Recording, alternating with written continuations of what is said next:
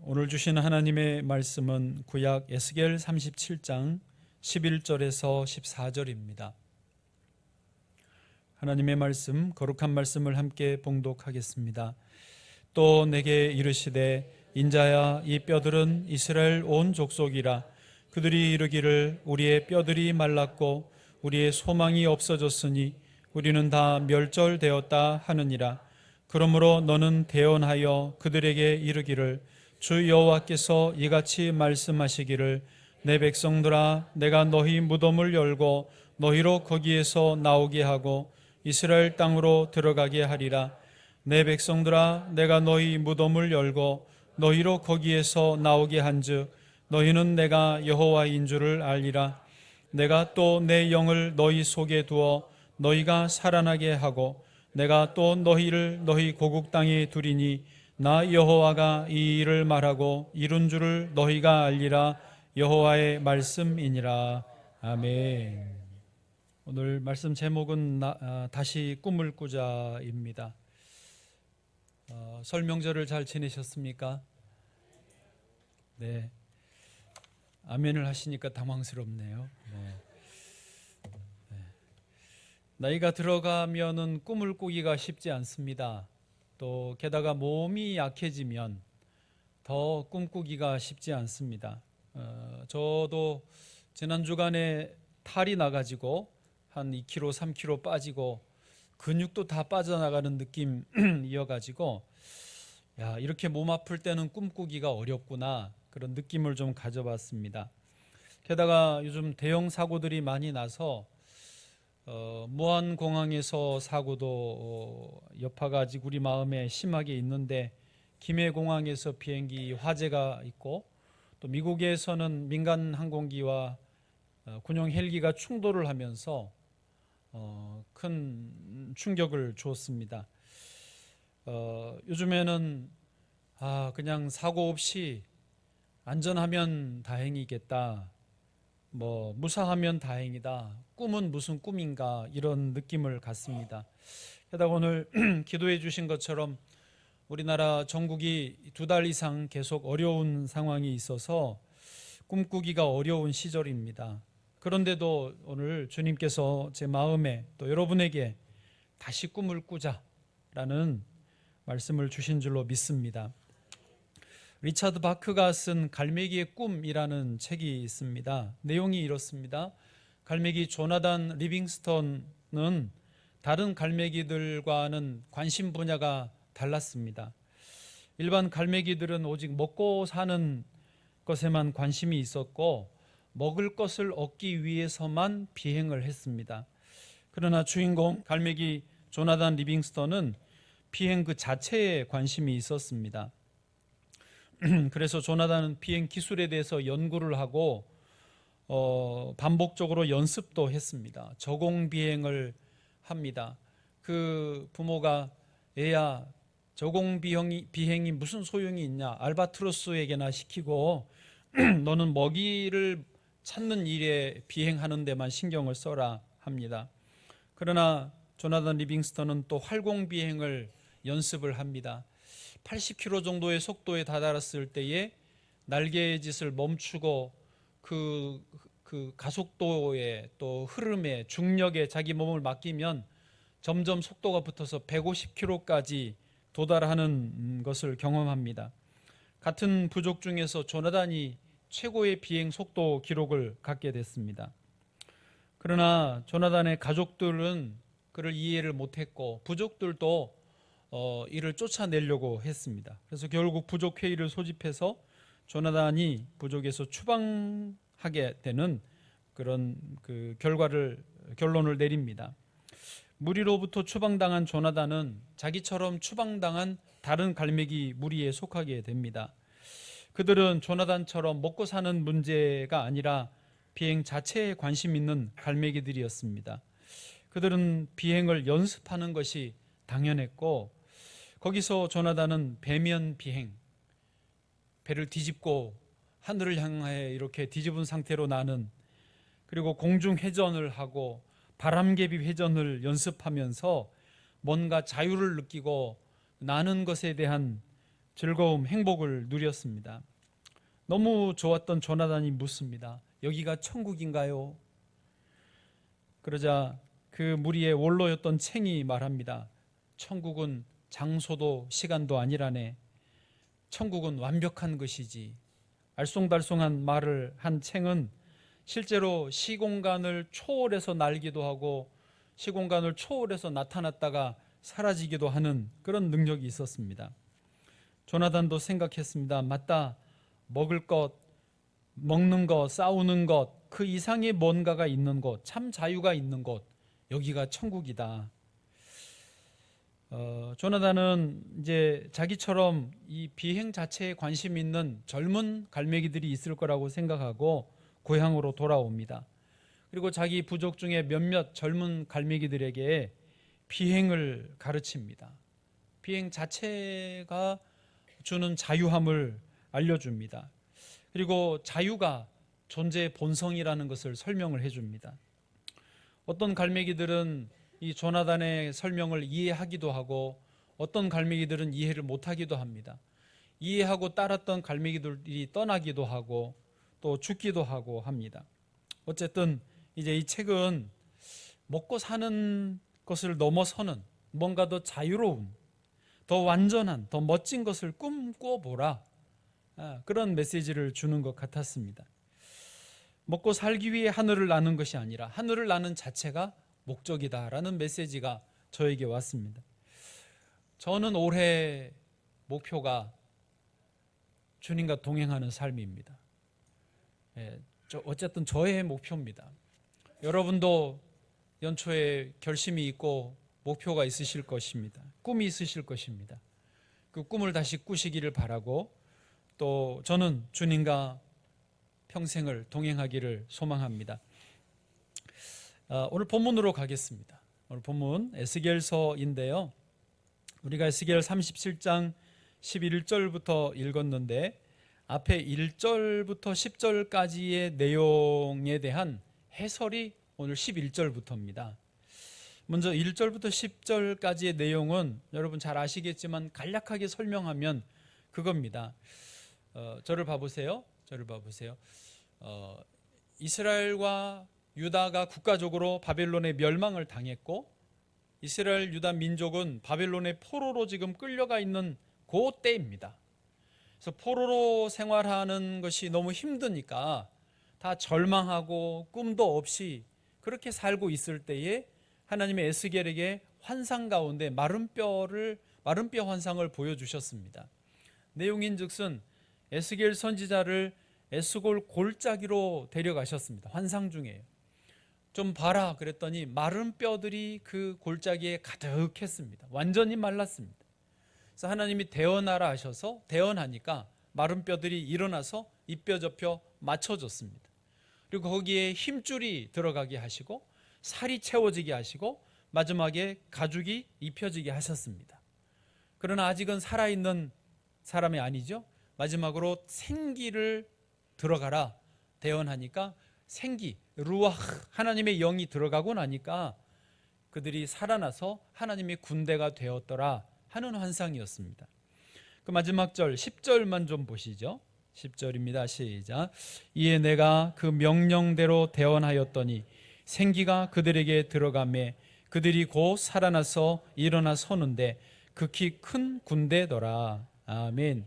네, 이렇게 주의 생기가 들어가서 살아난 하나님의 큰 군대가 되는 것, 거기까지가 환상을 본 내용이고요.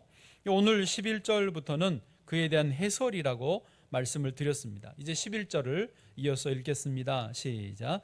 또 내게 이르시되 인자야 이 뼈들은 이스라엘 온 족속이라. 그들이 이르기를 우리의 뼈들이 말랐고 우리의 소망이 없어졌으니 우리는 다 멸절되었다 하느니라. 아멘. 자, 이 11절이 오늘 말씀을 이해하는데 중요한 키가 되겠는데요. 또 내게 이르시되 하나님이 에스겔에게 하시는 말씀입니다. 인자야 이 뼈들은 이스라엘 온 족속이다. 그러니까 골짜기에 말라 죽어있던 뼈들은 이스라엘 모든 민족 족속이라는 것입니다. 그런데 그들이 이르기를 누가 말했다고요? 이스라엘 사람들이 스스로 말을 이렇게 했다는 거예요. 스스로 이렇게 생각했다라는 것입니다. 뭐라고 생각하고 말했느냐? 우리의 뼈들이 말랐고 우리의 소망이 없어졌으니. 그럴만합니다. 지금 포로 생활을 하다 보니 우리가 뼈가 다 말라버린 것 같다라고 말할 수 있죠. 이해됩니다. 또 우리의 소망이 없어졌다라고 말할 만합니다. 그런데 그 다음 말이요, 우리는 다 멸절되었다 하느니라. 우리가 이제 완전히 끝났다, 우리는 이제 끝장이다, 뭐 이렇게 말을 했다라는 것입니다. 다시 질문합니다. 이 말을 누가 했다고요? 이스라엘이 스스로 했다라는 것입니다. 여기 우리의 뼈들이 말랐고 소망이 없어졌고 다 멸절되었다, 세 가지 중에서 앞에 두 가지는 좀 그렇다 치더라도 마지막 세 번째가 진짜 심각한 문제인데요. 이게 무슨 말이냐면 우리는 다 멸절되었다, 이 말은 히브리어 원어로 직접 찾아가 보면 여기가 이제 번역은 수동태입니다. 우리는 다 멸절되었다, 멸절을 당하였다라고 번역이 됐지만 원문에는 우리가 우리 스스로를 끊어버렸다, 능동태로 되어 있다라는 것입니다. 무슨 말인지 이해되십니까? 그러니까 첫 번째, 두 번째는 그렇게 되어진 거지만 세 번째는 자기들이 스스로 끝장을 낸 거예요. 무슨 말이냐면 뼈들이 마르고 소망이 없어지니까 이제 스스로 하나님과의 관계를 이제는 끊어버린 거예요. 여러분, 우리가 자주 이런 어떤 그 경험을 하는데, 자주는 아니죠. 자주 하면 안 되는데 뭐냐면 사람이요, 언제 끝납니까? 어떤 소망에 대해서 그게 진짜 안 되겠다라고 끝나는 때가 언제냐면 내가 포기할 때입니다. 지금 하나님 앞에 뼈들이 마르고 소망이 없어졌다고 하면서 이스라엘 민족이 우리는 이제 끝났다라고 스스로 능동적으로 포기를 한 이 순간이 이 세 번째, 우리는 다 멸절되었다, 그 말입니다. 만약에 아무리 몸이 아프고 어려움이 반복되고 힘든 상황이 계속 이어져도 내가 내 스스로 포기하지 않으면, 내가 하나님과의 연결고리를 계속 가지고 유지하고 있다면 그건 끝난 게 아닙니다. 그런데 언제 끝나나요? 그 일은 소망이 진짜 언제 사라지나요? 내가 기도해도 하나님이 들어주시지 않는구나, 내가 예배를 드려도 하나님 내 예배를 받지 않으시는구나, 내가 아무리 열심히 해도 하나님 나를 주목하지 않으시는구나, 나의 기도는 듣지도 않고 응답하지 않으시는구나, 내가 포기할 때 그 일은 진짜 끝나는 거예요. 그게 진짜 죽음의 상태가 되어지는 것입니다. 여기 11절은 그 말입니다. 뼈들이 말랐어요, 소망이 없어졌어요.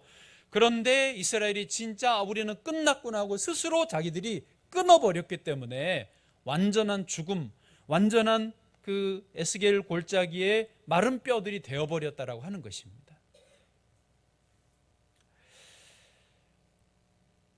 그런 이스라엘 백성들에게 하나님이 이제 다시 말씀하십니다. 12절입니다. 12절요, 시작. 그러므로 너는 대언하여 그들에게 이르기를 주 여호와께서 이같이 말씀하시기를 내 백성들아, 내가 너희 무덤을 열고 너희로 거기에서 나오게 하고 이스라엘 땅으로 들어가게 하리라. 아멘. 그 무덤은 이스라엘이 지금 스스로 다 포기하고, 좀 표현이 뭐하지만 기어 들어가 있는 곳입니다. 우린 죽었다, 우린 끝이다 라고 하는 곳이 무덤 아니겠습니까?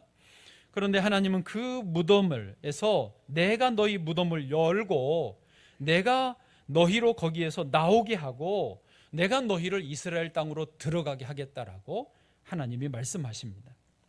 근데 여기서 더 주목하실 단어는 내 백성들아입니다. 이스라엘 백성들은 스스로 우리는 죽었다라고 하지만, 무덤 속에 있다 하지만 하나님은 내 백성들아라고 하시면서 부르십니다. 13절에도 내 백성들아를 반복하세요. 13절 읽어보시죠. 시작. 내 백성들아, 내가 너희 무덤을 열고 너희로 거기에서 나오게 한즉 너희는 내가 여호와인 줄을 알리라. 아멘. 얼마나 감동적인 말씀인지 모릅니다. 사람은 스스로 죄를 짓고 스스로 하나님과의 관계를 단절합니다. 스스로 예배의 자리를 떠나고 하나님의 영역에서 벗어나려고 해버립니다. 왜? 하나님 믿어도 뭔가 안 되는 것 같으니까. 그러나 아무리 죄짓고 아무리 멀리 떠나도 하나님은 이스라엘을 향해서 내 백성들아 라고 부르십니다. 너희는 나의 백성이고 나의 아들이고 나의 딸이고 내 언약 백성이라고 확인해 주시는 것입니다. 애굽에서 노예로 고통받던 이스라엘을 향해서 하나님은 내 백성들이라고 말씀하십니다. 출애굽기 3장 7절 여호와께서 이르시되 내가 애굽에 있는 내 백성의 고통을 분명히 보고, 내 백성이라고 하나님이 말씀하십니다. 둘째 아들이 아버지 재산 절반을 가지고 가서 허랑방탕해서 다 탕진하지 않았습니까? 빈털터리로 집에 돌아온 둘째 아들에게 제일 좋은 옷을 입히고 손에 금가락지를 끼워주고 발에 신을 신기고 살진 송아지를 잡아서 우리가 먹고 즐기자라고 하면서, 그리고 뭐라고 하냐면 누가복음 15장 24절 이 내 아들은 죽었다가 다시 살아났다는 것입니다. 여러분, 우리가 아무리 어디 엉뚱한 곳에 가서 헤맬지라도 나는 하나님을 잊어버려도 하나님은 나를 잊어버리지 않으십니다. 너는 내 아들이야, 너는 내 딸이야, 너는 나와 언약을 맺은, 예수의 피로 맺은 주의 언약 백성이야. 하나님이 이렇게 불러주신 줄로 믿습니다. 그리고 하나님이 주시는 것이 하나님의 성령입니다. 14절입니다. 14절 같이 읽습니다. 시작. 내가 또 내 영을 너희 속에 두어 너희가 살아나게 하고 내가 또 너희를 너희 고국 땅에 두리니 나 여호와가 이 일을 말하고 이룬 줄을 너희가 알리라. 여호와의 말씀이니라. 아멘. 하나님은 내 백성들아 라고 부르신 다음에 그 다음에 주신 것이 뭐냐면 하나님의 영을 부어주시는 것입니다. 여러분, 하나님의 영, 성령, 루아흐가 우리 안에 들어오실 때 우리는 다시 하나님 앞으로 나올 수 있고 예배드릴 수 있고 하나님 주신 꿈을 꿀 수 있습니다. 하나님 주신 생명을 누리고 하나님 주신 행복한 삶을 살 수 있게 되어지는 것입니다. 여기 내 영을 너희 속에 두어 너희가 살아나게 하고 할 때 살아난다라는 말의 의미는 두 가지가 다 있습니다. 하나는 말 그대로 alive, 살아난다라는 것입니다. 살아나는 거예요. 그러나 그냥 살아나고 내버려 두시는 것이 아니라 그 다음에 두 번째는 live, 건강한 삶을 살아가게 해주시는 의미도 있습니다. 그러니까 하나님의 영이 우리 안에 들어오셔야 우리는 죽음에서, 무덤에서 깨어나 산 영이 되고 또한 주님과 함께 건강하고 행복한 삶을 살아갈 수 있다라고 하는 것입니다. 할렐루야. 어둠의 영, 거짓의 영, 사단의 영이 우리 안에 들어오면 어떤 현상이 일어납니까? 사단은요, 끊임없이 우리를 무덤으로 끌고 들어갑니다. 지옥으로 끌고 들어갑니다. 어려서 시골에서 냇가에 이렇게 목욕을 합니다. 친구들하고 물장구를 치다가 하면 저는 직접 못 봤지만 아주 드물게 몇 년에 한 번씩 익사 사고가 나요. 죽어요. 뭐 형 누가 죽었다 그러고 동생 누가 물에 빠져 죽었다 그러고 또 누구는 물에 빠져 죽을 뻔했다 그럽니다. 그런데 그 살아난 그 형의 말이 뭐냐면 물귀신이 밑에서 잡아당기는 것 같아요. 신기, 뭐가 밑에서 막 잡아당긴다는 거예요.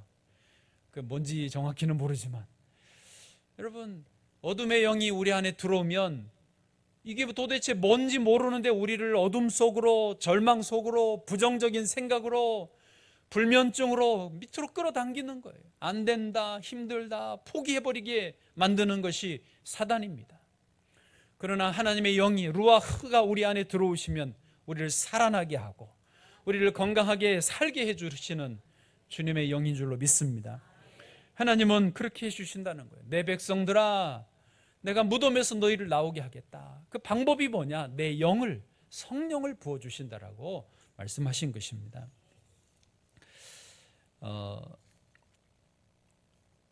안양의 어느 교회 건물 벽에 새겨진 글씨를 전에 본 적이 있습니다. 영어로 되어 있었는데 I have a dream입니다. 감사합니다. 제가 꽤 오래전에 봤는데 그때 기억에 교회 벽면에 아주 용감하게 이거를 써붙여놨구나. 과감하다. 참 제 눈에는 신기하게 보였습니다. 그런데 더 신기한 건 뭐냐면 운전하면서 그 글귀를 봤는데 제 가슴이 뛰는 거예요. 아, 그렇지. 나에게도 꿈이 있지. 그리고 저의 꿈에 관해 생각을 하고 상상하는데 행복감이 밀려오는 거예요. 뭔가 의욕이 더 생기는 거예요. 운전하면서 핸들을 또 꽉 잡는 그런 느낌이었습니다. 여러분, 꿈을 꾸고 있다라고 하는 것은 현재의 삶에 아무런 변화가 없을지라도, 아니 현재 삶이 여전히 어렵고 고통 속에 있을지라도 꿈이 있는 사람은 행복하고, 꿈이 있는 사람은 살아갈 이유가 있고 열정이 일어나는 것입니다. 꿈이 있다는 것은 참 좋은 것입니다. 이 I have a dream이라고 하는 유명한 말을 했던 분은 미국의 마틴 루터 킹 인권운동가 목사님입니다. 그분이 미국 노예해방 100주년 기념일 1963년 8월 28일에 워싱턴의 링컨 기념관 앞에 광장에서 이 연설을 했습니다. 약 25만 명 정도의 흑인과 백인들이 운집해 있는 그 광장에서 연설을 한 것입니다. 저희가 그곳을 가봤거든요. 뒤에 링컨 동상이 있습니다. 링컨이 쫙 앉아있고 그 앞에 조금 나오면 계단들이 쫙 있고 그 밑으로 잔디밭으로 광장이 쫙 있는데 길게 직사각형이에요. 그리고 가운데 또 직사각형으로 연못이 있습니다. 못이 있습니다. 거기에 사람들이 이제 연못은 못 들어가니까 쫙 있습니다. 계단에서부터 그 자그만 요만한 정도 사이즈의 단상을 놓고 마이크 놓고 옆에도 이렇게 우리 교회처럼 사람들이 뻐쩍뻐쩍 다 붙어 있습니다. 거기서 이 루터킹 목사님이 연설을 하는 거예요. I have a dream. 좀 말 길게 천천히 하시더만요. 그러나 발음은 명확하게 확신 가운데서 그 내용입니다. 아시겠지만 한번 들어보시죠. 나에게는 꿈이 있습니다. 언젠가는 이 나라가 모든 인간은 평등하다는 명백한 진실을 받아들이고 그 진정한 의미를 신조로 받아들이며 일어서게 되리라는 꿈이 있습니다. 나에게는 꿈이 있습니다. 조지아의 붉은 언덕에서 노예의 자녀들과 노예 주인의 자녀들이 형제의 식탁에 함께 앉게 되는 꿈이 있습니다. I have a dream. 나에게는 꿈이 있습니다. 내 아이들이 피부색으로 평가받지 않고 인격으로 평가받는 나라에서 살게 되는 꿈입니다. 그러면서 이 I have a dream을 하니까 사람들이 열광을 하는 거예요. 그때 그 꿈이 이루어지지 않았습니다. 그때 흑인들이 훨씬 많이 참여하면서 그런 날이 오기를 소망하는, 언제 우리나라가 그렇게 될까 한숨 쉬며 보던 그런 때였습니다. 여전히 차별이 심하던 때였습니다. 그러나 나는 꿈이 있습니다. I have a dream today 하니까 그 꿈을 선포하는 것만으로도 행복해하고 열광을 하는 것입니다.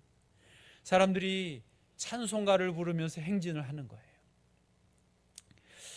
제가 볼 때는 마틴 루터 킹 목사님만 아니라 거기에 모인 모든 사람들, 미국의 당시의 모든 사람들이 하나님의 영, 성령에 의해서 꿈을 꾸고 그 꿈을 노래하고 그 꿈 때문에 함께 행복하고 함께 찬송하면서 행진하는 모습을 저는 보았다고 생각합니다.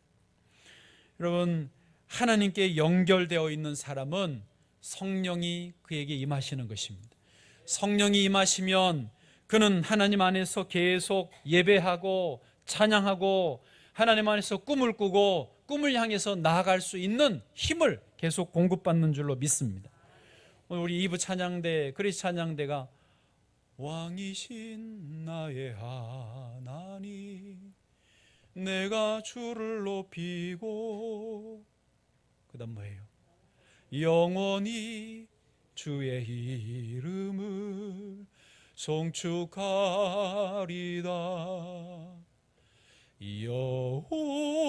여호와여 찬양하면서 우리는 꿈을 꾸는 거예요. 하나님 예배하면서 꿈을 꾸는 거예요. 예배의 자리에, 찬양의 자리에, 기도의 자리에, 말씀을 읽는 자리에 성령님이 임하시고 그 성령님 안에서 우리는 살아나고 살아갈 힘을 얻게 되는 줄로 믿습니다. 성경에서 꿈꾸는 사람으로 가장 유명한 인물은 요셉입니다. 요셉은 형들에게 자기의 꿈을 이야기했습니다. 부모님에게 꿈을 이야기했습니다. 그러나 아십니까? 상대적으로 요셉의 형들은 어떤 꿈도 꾸지 않았습니다. 형들은 그냥 열심히 사는 것, 시키는 일, 맡겨진 일만 열심히 할 뿐이었습니다. 요셉은 미래에 자신이 큰 인물이 될 것을 꿈꾸며 행복했지만 형들은 자기의 꿈은 없었고 오히려 꿈이 있는 동생을 미워하고 질투하고 시기하고 핍박하다가 인신매매범들이 되고 말았습니다. 그러니까 요셉은 자기의 꿈대로 이집트의 총리가 되었지만 형들은 동생 총리 앞에 넙죽 엎드려 절을 했습니다. 여러분, 꿈이 있다, 꿈이 없다라는 것은 이런 것입니다. 꿈을 꾼 사람은 꿈 때문에 고난도 역경도 당하기도 하고 이겨내기도 하지만 꿈 때문에 행복합니다. 그러나 꿈이 없는 사람, 형들은 미움과 질투 때문에 죄를 짓게 되고 죄책감 때문에 괴로워하고 결국 패배감을 맛보아야 되는 것입니다. 여러분, 어쨌든지 꿈을 꾸셔야 됩니다. 아무리 꿈 꿀 수 없어도 꿈을 꾸셔야 됩니다. 꿈이 있는 사람은 행복합니다. 꿈이 없는 사람은 행복하기가 쉽지 않습니다. 행복은 그냥 주어지지 않습니다. 하나님은 어떤 사람과 함께 일하시겠습니까? 주어진 일만 하고 믿음 필요 없고 일상만 그냥 주어진 일 시키는 일만 열심히 하고 돈 조금 더 벌고 조금 더 편하게 조금 더 풍요롭게만 살기를 원하는 사람과 하나님이 함께 하시겠습니까? 현실은 어려워도 꿈이 있고 믿음으로 꿈을 꾸고 믿음으로 기도하고 믿음으로 하나님 앞에 나오는 사람과 하나님이 함께 하시겠습니까? 생각 먹고 생각 좀 해보십시오. 하나님은 꿈꾸는 사람과 함께 일하십니다. 그 꿈을 이룰 수 있도록 도와주십니다. 꿈이 있어야 기도하지 않겠습니까? 꿈이 있어야 믿음이 필요하지 않겠습니까? 꿈이 없는데 무슨 믿음이 필요합니까? 그냥 먹고 살면 되지. 꿈이 없는데 뭘 기도합니까? 꿈이 있어야 기도할 거 아닙니까? 꿈이 있어야 믿음이 필요합니다. 꿈이 있어야 하나님 말씀 속에 지혜를 얻고 하나님과 동행하기를 원하지 않겠습니까? 그 꿈은 누가 주십니까? 성령님이 주시는 거예요. 하나님의 영 성령이 우리에게 부어질 때에 우리는 산 영이 되고 무덤에서 나와서 꿈꾸는 삶을 온전히 살게 되는 것입니다. 잠언 29장 18절 말씀입니다. 같이 읽어보시죠. 묵시가 없으면 백성이 방자에 행하거니와 율법을 지키는 자는 복이 있느니라. 아멘. 묵시가 없다는 말은 꿈이 없다는 말입니다. 여러분, 주변에서 보시지 않습니까? 청소년 중에 또 뭐 꼭 청소년만 아니라 어른들도 꿈이 없으면 그냥 방자에 행하는 거예요. 시간을 킬링 타임이라고 합니다. 시간을 뭘로 죽이냐? 재밌는 게임하고 영상 보고 그냥 영화 보고 그렇게 킬링 타임 하면서 사는 거예요. 사는 게 아니에요. 그게 무슨 사는 거예요. 죽이는 거지 정말로. 킬링 타임, 인생을 킬링 히스 라이프예요. 자기 인생을 죽이는 거예요. 왜? 꿈이 없으니까 그런 거예요. 묵시가 없으면 백성이 방자에 행하는 거예요. 아이들이 돈이 없거나 머리가 좀 안 따라주거나 그게 문제가 아닙니다. 꿈이 없는 게 문제인 거죠. 애들만 그렇지 않다니까요. 어른들도 그렇다니까요. 하나님의 영 안에서 꿈이 있어야 살 줄로 믿습니다. 선한목자교회 원로 이제 목사님이신 유기성 목사님에게 셋째 동생이 있습니다. 셋째 동생은 의사였는데 어느 날 목사님 찾아와서 형님 찾아와서 자기가 선교사 나가겠다고 하더라는 것입니다. 아니 의사로 편하게 잘 살지 왜 선교사를 나가려고 하느냐. 하나님이 감동을 주셨다는 겁니다. 그래서 동생을 위해 기도하고 하나님께 물어봤답니다. 도대체 동생이 왜 이런 결심을 하게 됐습니까? 하나님 마음에 주신 감동이 그거예요. 너의 동생은 나의 나라를 보았느니라. 하나님의 나라, 나의 나라를 보았다는, 하나님의 나라를 보았어요. 꿈이 생긴 거예요. 그냥 편안히 잘 먹고 잘 사는 것에서는 자기의 꿈이 없고 뭐가 안 보이니까 안 보였던 거죠. 그보다는 뭐 그것도 귀하지만 하나님의 나라를 위해서 내 삶을 드리는 그 주의 나라를 보았다라는 거예요. 그래서 기도해 줬답니다. 주님, 제 동생에게 주님의 나라를 보여주신 것을 감사합니다. 그가 주님이 보여주신 것으로 인해 앞으로 여러 어려운 일이 있을 줄 압니다. 하나님의 능력으로 능히 이기게 해 주옵소서. 그렇게 하고 축복하고 동생은 이제 선교사로, 의료 선교사로 나갔습니다. 그런데 얼마 후에 미국에 집회차 유기성 목사님이 갔는데 이제 선교사가 바로 못 나가거든요. 훈련을 몇 년 받아야 됩니다. 그래서 미국의 훈련 캠프에 동생이 있는 것을 알고 방문을 했습니다. 방문했더니 동생이 캠프에서 사는 집이 어디냐면 컨테이너 박스 하나예요. 의사하다가 넓은 아파트에 살다가 컨테이너 박스에서 이렇게 지내는 거예요. 인간적으로는 마음이 너무 안 됐지만은 거기 가서 같이 밥을 먹었습니다. 저녁을 먹고 있는데 동생이 전화를 받는 거예요. 어디서 전화가 걸려왔어요. 그러더니 형님 죄송해요. 제가 잠깐 어디를 갔다 와야 돼요. 옆집에를 갔다 와야 된다는 거예요. 왜?